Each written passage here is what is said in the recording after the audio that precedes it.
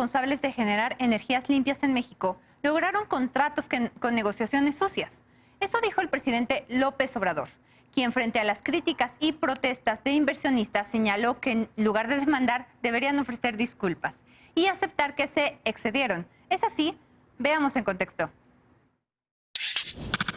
Las pruebas que se realizaban en 17 plantas de energía renovable fueron suspendidas. El pasado 29 de abril, el Centro Nacional de Control de Energía publicó un acuerdo que impide la puesta en marcha de nuevas plantas. El documento apunta que se busca minimizar riesgos al sistema eléctrico por la intermitencia de las centrales fotovoltaicas y eólicas. Tras este acuerdo, la Secretaría de Energía publicó en el Diario Oficial de la Federación otro llamado de Política de Confiabilidad, Seguridad, Continuidad y Calidad en el Sistema Eléctrico Nacional, con nuevas políticas para otorgar permisos a plantas de energía renovable. A pesar del rechazo generado en el sector empresarial y representaciones diplomáticas, la Secretaría de Energía aseguró que las medidas buscan garantizar un ordenamiento eficaz en el sistema eléctrico nacional. El acuerdo señala que durante el confinamiento se ha reducido la demanda eléctrica en el sector industrial y comercial, lo que representa un aumento en el desbalance que ya existía entre la capacidad de generación eléctrica y la demanda, comprometiendo la confiabilidad y continuidad del suministro eléctrico, mientras que el presidente López Obrador señaló que las facilidades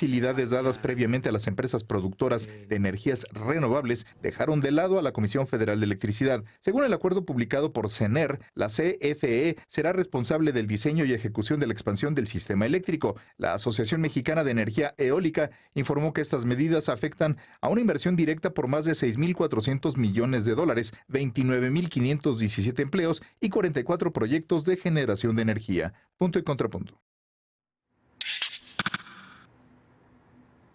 En términos de energías reciclables, no reciclables y de avanzar o no de avanzar en la nación, sí nos pareció a muchos mexicanos que pues este tema estábamos haciendo o íbamos en franco retroceso.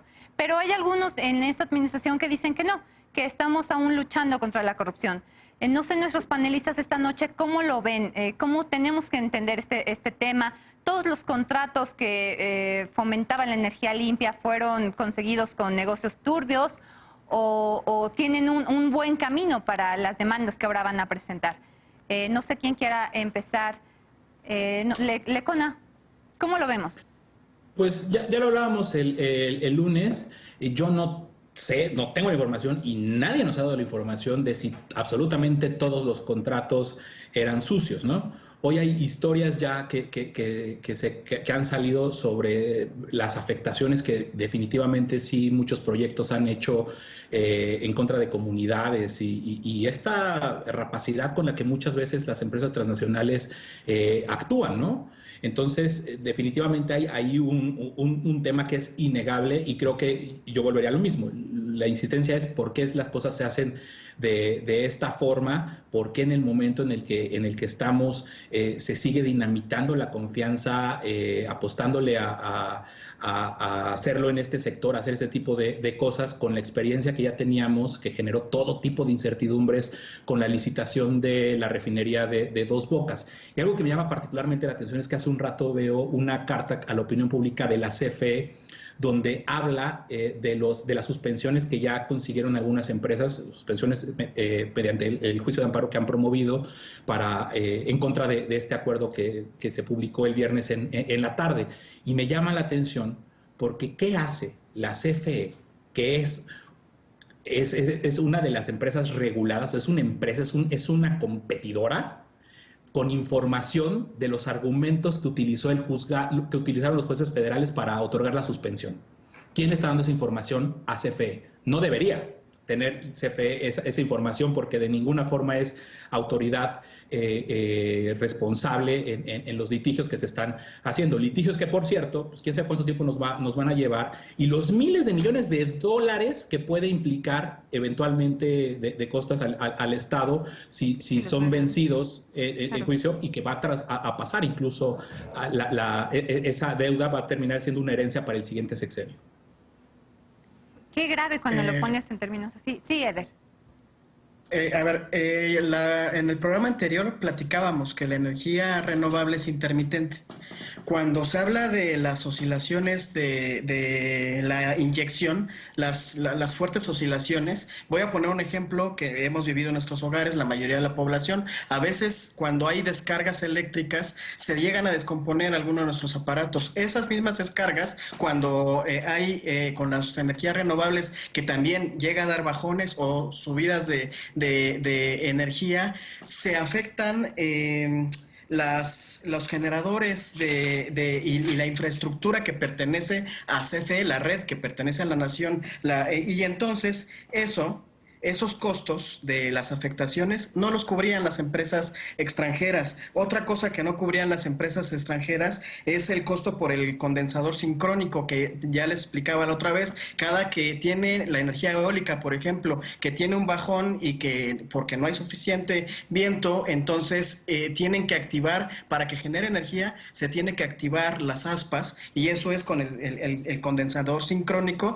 y el costo por activar eso tampoco lo cubrían las empresas extranjeras. Los costos por el uso de la reserva operativa tampoco lo cubrían las empresas extranjeras. Los costos por la regulación de frecuencia tampoco lo cubrían las empresas. El daño por el uso del equipo de infraestructura, por estos bajones de energía y por el uso normal que le dan las empresas extranjeras y infraestructura que pertenece a la nación, ese costo tampoco lo cubrían las empresas. Por eso es muy importante que se genere desde el principio, desde el momento en que se firmaron los contratos con las empresas que generan energías renovables, debió haber existido este acuerdo de confiabilidad, porque tenía que garantizarse que todos esos costos los carguen las industrias extranjeras, porque ellos sí se llevan la ganancia y se la llevan a los dueños de las empresas, y no se queda nada en la nación, y al contrario, estamos como contribuyentes pagando el costo de todo eso, que son cientos de millones de pesos anuales. ¿Por qué hacerlo ahorita? Que es la pregunta que dejó el ECO el lunes en el programa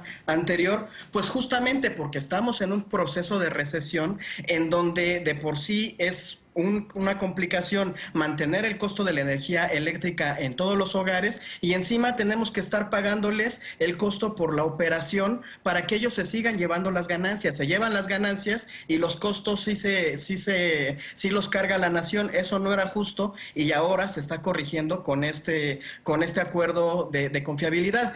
Creo que el asunto acá va a haber litigios. Igual les puse el ejemplo de España, en donde recientemente ganaron varios litigios el Estado español a empresas extranjeras o a empresas privadas generadoras de energías renovables. Aquí también se tendrá que pelear los litigios, y seguramente el gobierno saldrá adelante. Por lo demás, sobre las inversiones y tal, pues habrá que ver el costo. Hasta ahora nos han venido amenazando con que va a haber un bajón en las inversiones extranjeras, y hasta ahora siguen reportando que cada vez llegan más inversionistas a México. Entonces, el asunto es regular el mercado para que los costos ya no los esté pagando el Estado, los paguen las industrias privadas. Dolores, ¿cómo lo vemos? Ahorita, por ejemplo, escuchando a Ader, estamos escuchando como el porqué de esa acción en este momento, pero ¿no creen que que pudieron haberlos hecho asumir ese costo, pero sin detener nuevas inversiones futuras? Dolores, ¿tú qué piensas? A ver, es un tema muy especializado. Este es un tema muy especializado, es un tema obviamente que nos remite a tener ciertos antecedentes. Yo lo que creo y lo que veo en este sentido es dos puntos muy importantes. Uno, yo no estoy de acuerdo con las generalidades. Las generalidades son a veces muy nocivas en los discursos, es decir, todos los contratos, todas las empresas, todos los empresarios.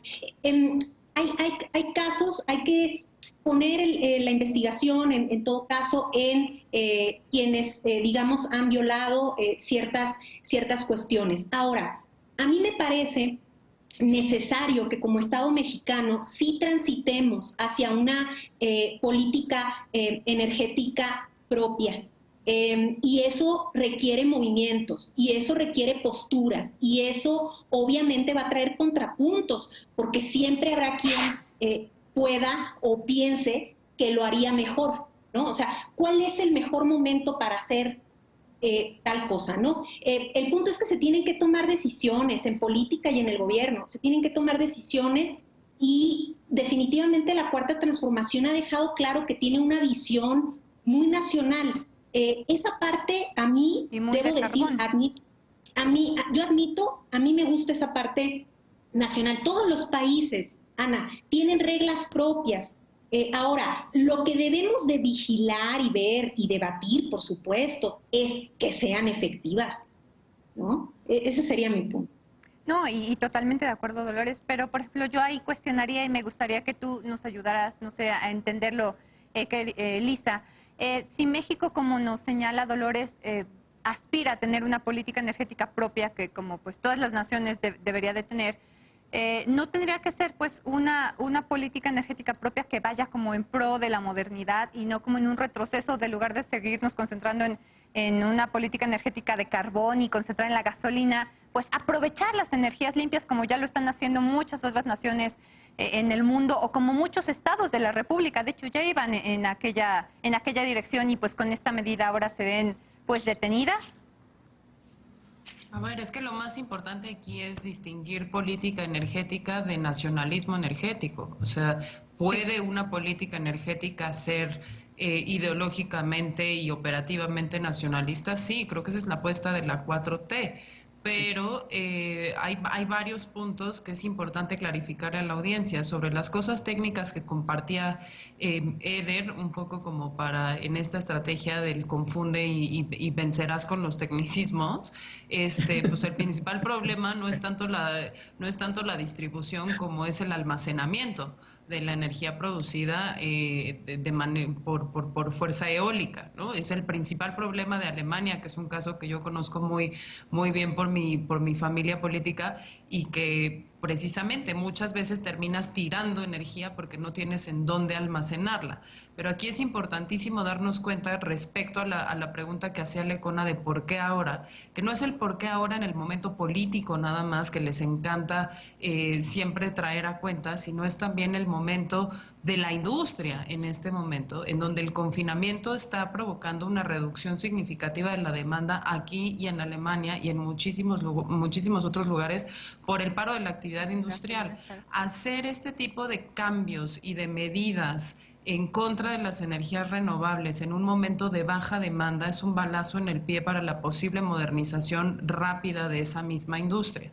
Segundo, yo como representante de una organización que tiene como paraguas el tema del Estado de Derecho, esto tiene un nivel muy problemático como lo tuvo también la cancelación del aeropuerto, incluso si uno les puede dar el beneficio de la duda de que hubo abuso por parte de los participantes en la negociación. Y es que un acuerdo firmado que se tira por decreto inmediatamente llama al arbitraje en cortes internacionales, claro. Y ahí las probabilidades de que el gobierno mexicano salga airoso sin tener que invertir empeñar los recursos públicos de los mexicanos para poder pagar las compensaciones de las afectaciones que se tengan, pues sí parece siempre muy problemático y es algo de lo que se habla poco. Eder dice no se ha cancelado ningún contrato. Pues no, pero ¿cuál fue la primera acción en la que incurrieron las empresas? Justamente recurrir al juicio de amparo para lograr las suspensiones temporales del acto de autoridad, que es ese decreto, que además tampoco se nos puede olvidar, llevó a la renuncia del director de la CONAMER. Entonces también cuando Dolores habla de que nos encantaría regular una industria y tener reglas, pues tenemos al órgano regulador puesto contra la pared para el beneficio de una de las empresas que resulta ser la empresa nacionalista, donde tenemos al titular favorito Bartlett del presidente, ¿no? En condiciones completa y absolutamente anticompetencia, ¿no? Donde claramente lo que no les importa son las reglas, ni la independencia, ni la autonomía de ese ente regulador. Siempre hemos dicho, si había modificaciones que hacer a los contratos, estas se podían hacer. sin necesidad de decir ahora vamos a optar por las energías sucias, ¿no? Que también leía por ahí a María Oliva González, una experta en temas energéticos y de cambio climático, decir no confundir energías limpias con energías renovables, ¿no?